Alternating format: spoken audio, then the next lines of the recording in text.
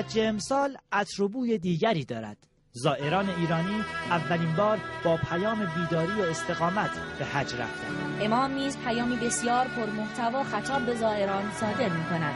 زیر بار ظلم نروید، نقشه‌های جهانخواران و در رأس آنها آمریکا را افشا کنید و هر جای جهان هستید خود را علیه اسرائیل تجهیز نمایید. آمریکا محمد رضا پهلوی شاه مخلوق را به بهانه معالجه به این کشور برده است. مردم و امام از این اقدام ناراحت. خشم ضد آمریکایی در ایران در حال شعله‌ور شدن است. مهندس بازرگان که برای شرکت در جشن‌های استقلال الجزایر به این کشور رفته، بی‌اعتنا به این خشم مقدس با برژینسکی دیدار و درباره گسترش روابط تهران واشنگتن مذاکره می‌کند. امام در دیدار با جهادگران سازندگی درباره اقدام امریکا در پذیرفتن شاه مخلوع به شدت موضع‌گیری می‌کند. شما می‌بینید که الان توطئه ها باز در کار است و آمریکا که دشمن شماره اول بشر و ماست، باز این شخص خائن را با بهانه اینکه مریض است برده است امریکا. حدود یک هفته از سخنان ضد آمریکایی امام می‌گذرد که امروز 13 آبان 58 خبری مثل بمب در سراسر دنیا و ایران منتشر می‌شود. گروهی از دانشجویان صبح امروز سفارت آمریکا را تصرف کردند.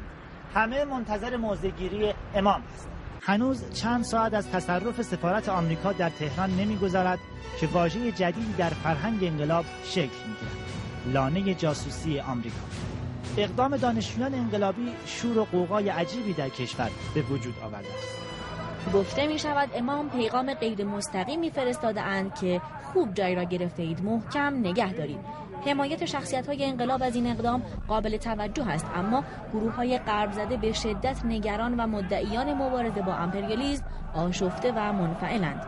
تسخیر لانه جاسوسی در واقع جریان اصیلی را شکل داده و با حذف مسائل انحرافی و فرعی همه نیروهای وفادار به امام و انقلاب را به نوعی وحدت عملی هدایت کرده است. در مقابل دولت امریکا سردرگم و حیرت زده همه امکانات سیاسی و رسانه‌ای خود را بر ضد ایران بسیج کرده و جنگ روانی شدیدی را برای مرعوب کردن ملت و مسئولان جمهوری اسلامی سازمان داده است. دولت بازرگان استعفا کرد.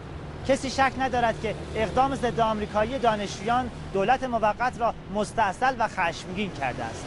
امام خونسردانه استعفای بازرگان را میپذیرد و شورای انقلاب را مأمور اداره کشور میکند. در این اوضاع طوفانی امام همچون سفینه آرامش و اقتدار ملت و کشور را هدایت میکند و نشاط و تراوت انقلابی را در روح امت میدمد. شما میبینید که الان مرکز فساد امریکا را جوانها رفتن گرفتن و امریکایی هم که در اونجا بوده گرفتن و اون لانه فساد را به دست آوردن و امریکا هم هیچ غلطی نمیتونه بکنه و جوانها مطمئن باشن که امریکا هیچ غلطی نمیتونه بکنه. بی خود صحبت این که اگر دخالت نظامی، مگه امریکا میتونه دخالت نظامی در این مملکت بکنه؟ امکان براش نداره.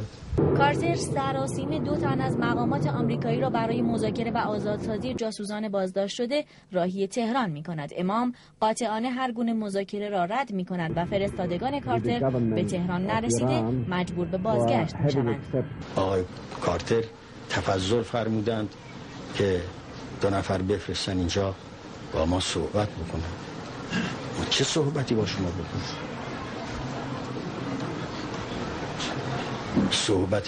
صحبت با شما کسی بکند جواب این زنهایی که بچه هاشون رو از دست دادن، پدرهایی که جوانهاشون رو از دست دادن، اونهایی که در این طول زمان از آمریکا ضربه خوردن. با بالا گرفتن اوضاع نماینده پاپ برای میانجیگری به تهران می آید. کارتر آشفته تر از هر زمان دیگر ایران را به حمله نظامی و تحریم اقتصادی تهدید می کند. پاسخ امام بار دیگر آرامش را در دلها جاری می سازد. چند وقت است که الان ما را حصر اقتصادی کردن؟ چه شد؟ مثلا ما کجامون گیر کرده است که حصر اقتصادی حصر؟ خیال میکنن اشخاص که ما اگر چنانچه از آمریکا مثلا فرض کنید که فلان چیزا نخریم، خیر دیگه نمیتونیم. امام فرمان آزادی زنان و سیاه‌پوست‌های بازداشت شده در سفارت آمریکا را صادر می‌کند. دولت آمریکا همه امکانات خود را برای ایجاد نگرانی در افکار عمومی مردم آمریکا و جهان درباره اوضاع گروگان‌ها بسیج کرده است. اصحاب امام به مقابله با این ترفند برخاستند. وضعشون از لحاظ مکان که بسیار خوبه، اتاقهای تمیز و منظمی دارن. از لحاظ وضع غذا و بهداشت و حمام و اینها هم من از همهشون سوال کردم، کلاً راضی هستن. حتی از لحاظ غذا و وضع به اصطلاح زیستشون خیلی خوشنودن. غذای امریکایی براشون تهیه میشه، ورزش دارن، پینگ پونگ دارن، کتابخونه بسیار خوبی دارن. از بعضیشون پرسیدم که به نظر شما مسئول در این حادثه شما کی هست؟ صریحاً میگفتن که دولت ما و شاه. چند وقت شما ایران بودید؟ من قبلا 4 سال ایران بودم، تو دانشگاه شیراز بودم، اونجا تدریس میکردم. تدریس میکردید؟ بله. چی تدریس میکردید؟ زبان. خب چطور وضعتون؟ همینطور که میبینید دیگه. خب از لحاظ وضع سکونت، غذا، بهداشت والا خوبه دیگه. خوبه. چیکار کنیم؟ ما باید بسازیم. نه خب مثلا کمبودی، اشکالی، نقیصه‌ای وجود داره، میشه برطرف کرد. نه از اون اشکالا که وجود نداره. اشکال کار فقط یکی اصلیه که همین که اینجا هست. همین که اینجا هستیم. امیدواریم ان شاءالله که زمامداران مستبد عالم سر عقل بیان، ان شاءالله اون مجرم ایرانی رو بدن، شما ان شاءالله با سلامت و راحتی برگردید و برید ان شاءالله. امام امروز 19 آذر 58 تیر آخر را به دولت آمریکا میزند و در نوعی پیشبینی سیاسی اعلام میکند کارتر باید برود. ایشون را باید از صحنه سیاست خارج کند. امریکا باید کارتر را از صحنه سیاست خارج کند. کارتر بد سیاست مداری بود برای امریکا، بد رئیس جمهوری بود برای امریکا. رویارویی ملت با امپریالیسم وارد مرحله تازه‌ای شده است. در داخل منحرفین و ضد انقلاب همچنان مشغول توطئه‌اند. امام حدود 80 سال دارند، اما انرژی و تلاش ایشان برای استقرار جمهوری اسلامی و اجرای دین مبین اسلام در ایران اعجاب برانگیز است. امام در حال حاضر در جبهه داخلی با 3 طیف منافقین و دیگر گروه‌های ضد انقلاب، روشنفکر نماهای غرب زده و مقدس نماها و متحجرین به شدت در حال مبارزه است، ضمن آنکه با رهبری هوشمندانه خود پرچم بیداری اسلامی را در کشورهای مسلمان برافراشته و به پشتوانه ایمان و استقامت ملت، آمریکا، اسرائیل و دیگر مستکبران را به مبارزه جانانه طلبیده است. در این اوضاع و احوال منافقین بسیار پیچیده عمل می‌کنند، اما امام با هوشیاری کامل افشای ماهیت آنها را پیگیری می‌کند. اینها که به طور منافقین پیش آمدند و در میدان مسلمین واقع شدند و می‌خواند کارشکنی کنند برای اسلام و مسلمین، باید هر چه ازشون پیدا کردند، هر پرونده‌ای که از اینها پیدا کردند، این را نشان بدن تا معلوم بشد که اینها جزء منافقینند و مردم باشون مبارزه کنند.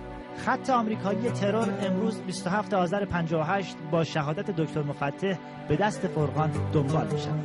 امام شهادت مفتح را نیز سبب بیداری بیشتر ملت می خواند. یک خبر ناگوار: امام خمینی امروز دچار حمله قلبی شد و راهی بیمارستان قلب تهران گشت. هیچ کس تردید ندارد که فشارهای بیپایان حوادث انقلاب و توطئه‌های بی‌وقفه آمریکا، اسرائیل، منافقین و دیگر گروه‌های ضد انقلاب قلب ملت یعنی قلب امام را تحت فشار قرار داده است. من قبلا از عواطف گرم ملت ایران تشکر میکنم و همه دعا میکنم. 10 داوطلب امروز 29 آذر 58 برای ریاست جمهوری اعلام رقابت کردند که در میان آنها جلال الدین فارسی، ابوالحسن بنی صدر، صادق قطبزاده، دریادار مدنی، صادق طباطبایی، داریوش فروهر و حسن حبیبی به چشم می‌خورند. تأکید امام خمینی بر بدون شبهه برگزار شدن انتخابات ریاست جمهوری باعث می‌شود جلال الدین فارسی به علت ابهام در ایرانی الاصل بودنش کناره‌گیری کند.